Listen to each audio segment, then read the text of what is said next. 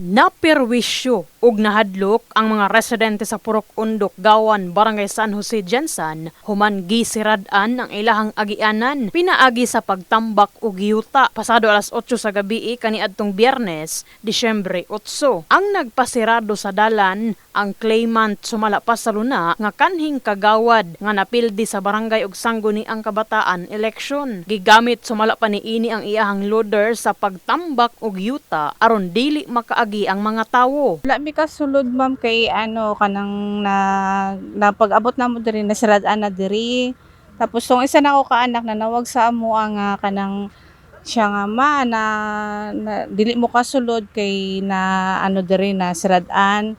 Pero bago pa lang mi nakaagi diri ganina, wala pa siya. Pagbalik namo mo na to siya nasirad-an nga daghan mga tao diri nga nagkuan. Antun sa karon di pa mi kasulod pero actually naagin siya agian dito dapat. Pero lubak-lubak pud ang dalan dito, ma'am. Guba pud ang dalan dito. First time ni diri kinitabo agi. Oo, first time namo, ma'am. Sa gi-invite ko nila ni Kagawad kauban sa mga clan. So nagahangyo sila sa kuha nga tabangan ako sila nga itapok ang katawhan kaya makig-meeting sila. So gihimo na ko ang ma'am akong bilang chairman, akong roles bilang chairman. So gihangyo na ko ang katawhan sakop sa 99 hectares nga magtambong sila sa court sa Domingo alas 3 hapon kay makig-meeting ang clan. So ang nahitabo nagadtuman ang katawhan sa sakop sa 99 kay kanimo gud sa area ma'am kay na siraan karon wala mo gud siya labot sa 99 sa 100 hectares di siya nga nana ni siya title. So ang problema atong 99. So nagtatapok ang katawan sa 99 atong naging Domingo alas 3 hapon. Ang problema lang ato ma'am medyo nalayan si Kagawad sa ko kay wala ko. So ato man gud nga timing pod nga nako sa duty sa kong trabaho. So dili ko pwede nga maka-attend sa meeting kay nako sa trabaho. Nga ikaduha pod ang maong meeting wala mo ko ilabot to ma'am kay ilaha man gud tong clan ang dapat mag-facilitate niadto. So kay kung mag-apil-apil ko dito o kung sa'yo maistoryahan dito basig malayan po ang katawon sa kuha niya. Ako kay public servant man ko ma'am.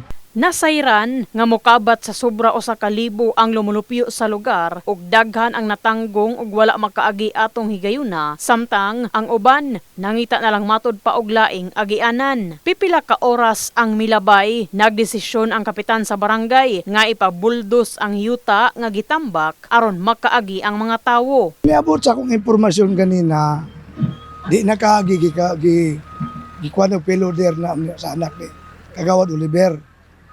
Moto kay ang rason daw nagpatawag sa meeting wa ni tambok ang mga taga-Undok Gawan. Which is di dapat imuon. Kung unsa man ang kuan naman ng barangay, naman ang kuan para kung gusto niya magpatawag meeting dili ang nga naon niyang dalan. Unsa daw nga meeting? Unsa meetingan mo? About sa lupa siguro, about aning Undok Gawan. Pero siya tagian. Actually sila ang claimant. Sila ang claimant. Pero kaning dalan, dugay na ning dalan since kuan pa ni. Wala pa ilang claim dalan na ni. Matud ni Kapitan Pay Dumama, iyahang ipatawag sa barangay ang nagpasirado sa dalan, lakip na ang purok chairman og pipila sa mga residente aron mahatagan og pagpaklaro ang nahitabo. Ang informasyon na ginako is nagpatawag sa meeting wa tambungay sa tagagawan. Mura na siya, mura na subo.